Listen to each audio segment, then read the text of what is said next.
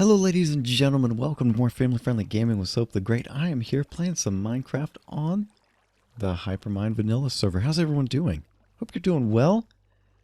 And how am I doing? Well, you might have noticed something in my voice already. I'm not sure. It sounds a bit like I'm coming down with a cold. I don't know for sure, but we'll see how this all plays out. But yeah, anyway, the kids have been a little bit on the sick side. Nothing major, but they do tend to pass that on to parents. So I might be the recipient of that for the time being. So where are we? We are at my house here at, I guess, we call it spawn. It's not really spawn. Spawn is over. Let's get out of F5. Spawn is over towards the iron farm back that way. And then Hypertropolis downtown is that way. So we kind of got like two spawns.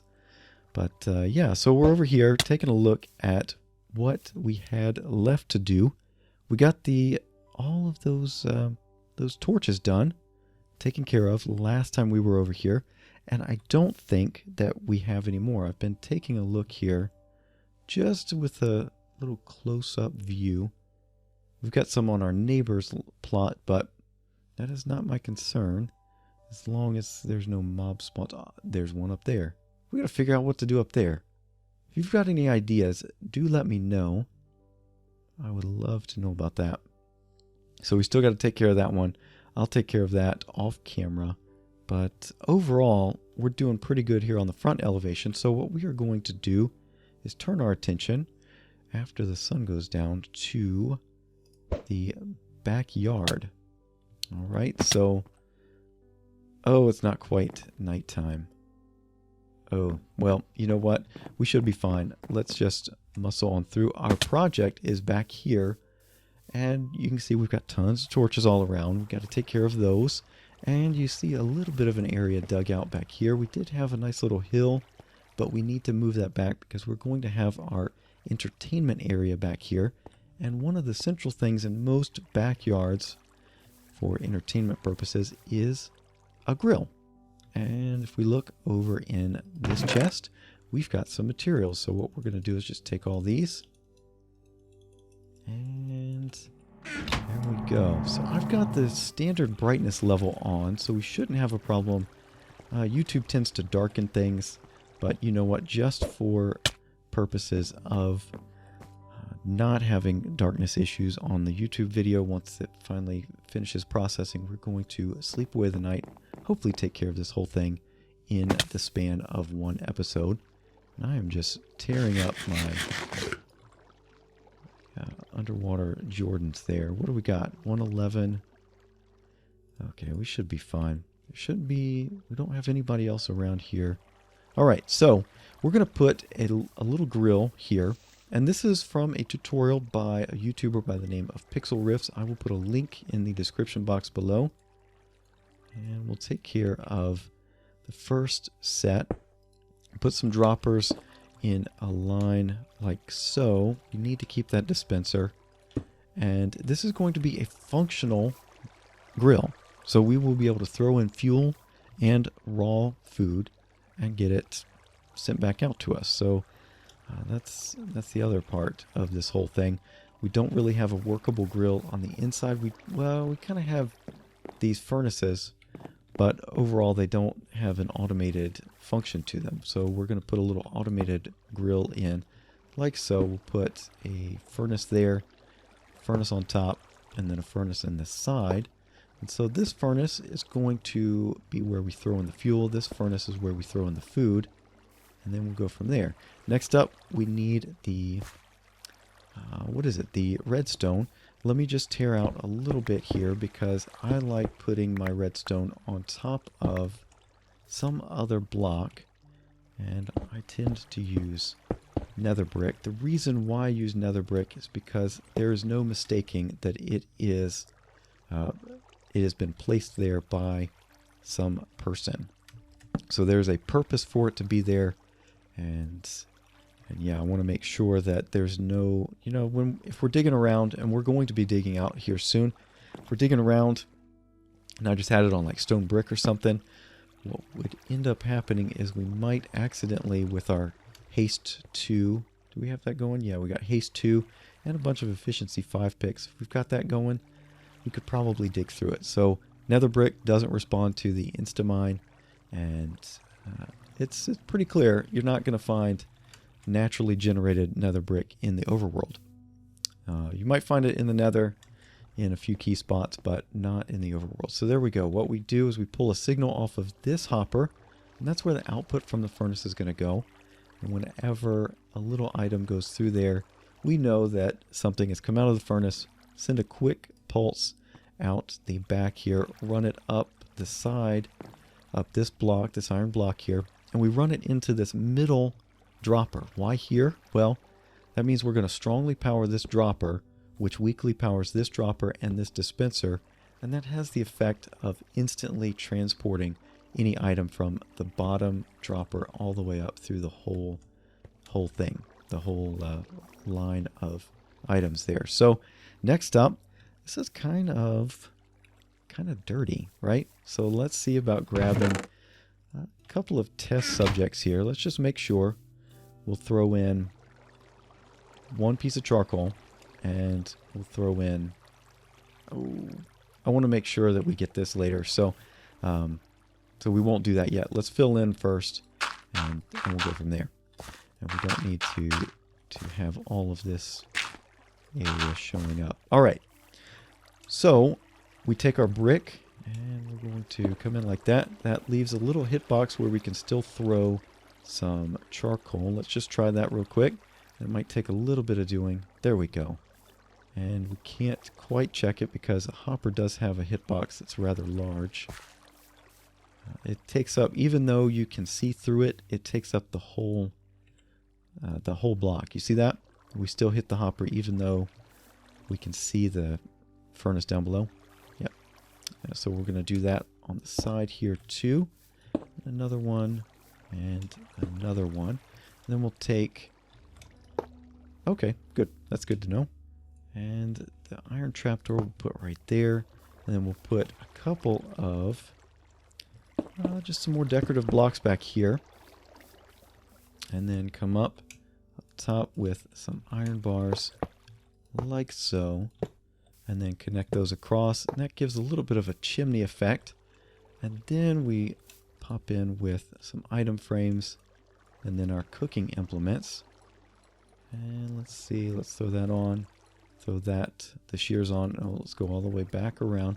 So it kind of looks like we've got some, the tongs for picking up the raw meat or beef or whatever you happen to be grilling. And then a little spatula for flipping things. So there we go. We've got a little grill. And what we're going to do is a test of some iron ore. Even because we don't have much in the way of... Well, hopefully it's working. Yeah, there we go. I guess it just takes it a while. We don't have much in the way of raw meat. Oh, that takes a long time. So it should... Yep, there we go. Oh, I see what's happening now. Yeah, so that's not going to actually go into the furnace. That's funny. So you have to stand right next to it to get the item out. So there we go. We've got a working furnace back here on our patio getting started for the overall design. All right, so what I'm going to do now is we've got a little bit more time. I'll just let that thing keep going. Man, that takes a long time. I guess I've gotten used to modded and... Oh, man. And the redstone furnace there does not take as long as that. So what we're going to do is dig back this area.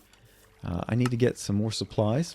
And we're going to put in a little bit of a retaining wall just to make it seem like we're holding back this hill from falling over and taking over the whole grill and the whole patio area.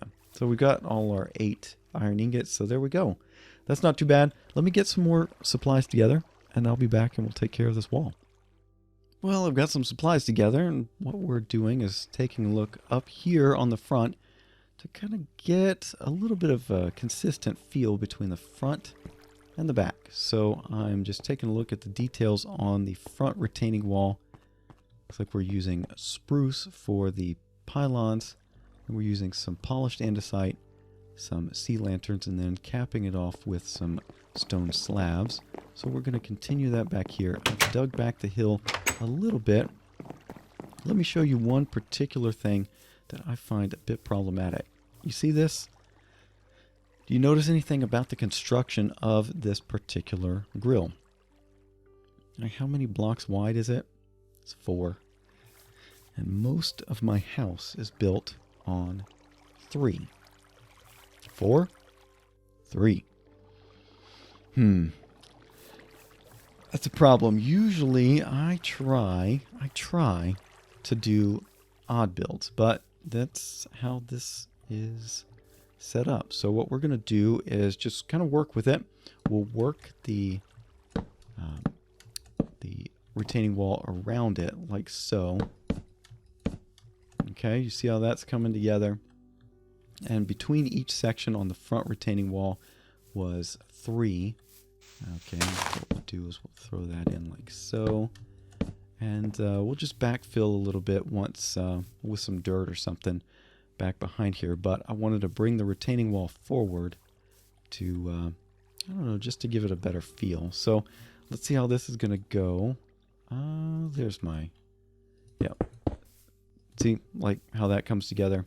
And we'll do like that and like that. That works out fairly well. And then we can come back in behind here with the polished andesite. And hopefully not mess up the redstone behind here.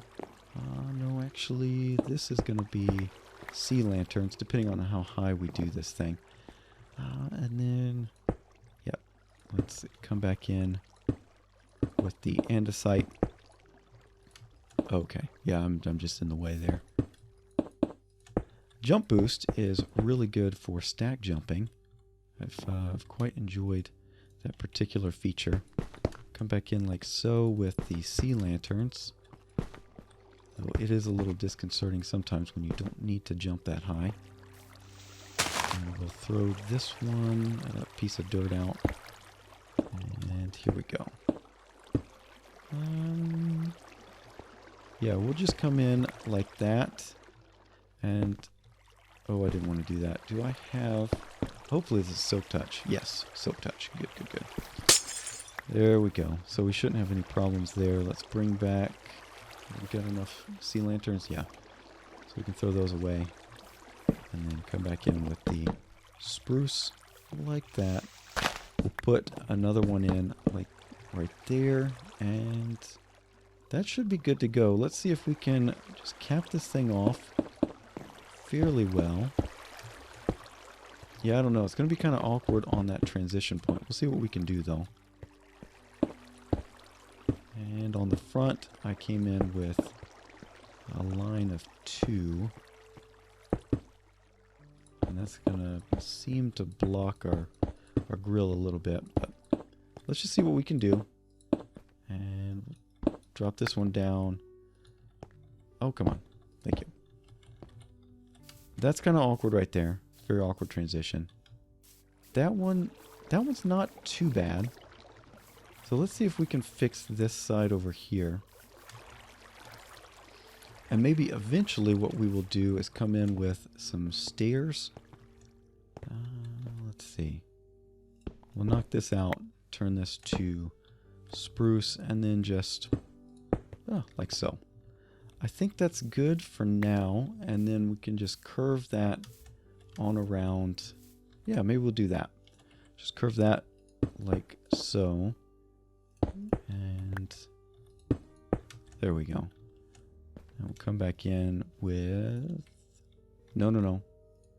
With some sea lanterns. And we'll see how that looks. No, not right there. Take that out, and then we'll come back in with the spruce right there and knock that out just to give some continuity there. And yeah, so I guess we just have to go all the way down right there. All right, so that should be fine.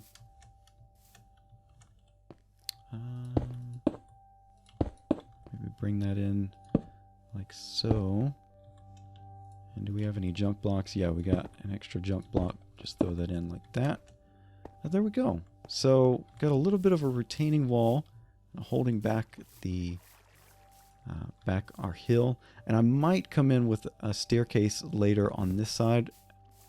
But maybe on this, I don't know. We're still working out the design. I don't have this set up in a creative testing world. This is going to be kind of winging it because I don't have, well, I do have a copy of this map, but on my creative testing world, where I've got this house, I don't have the same setup for the hill. It's not the same seed. So yeah.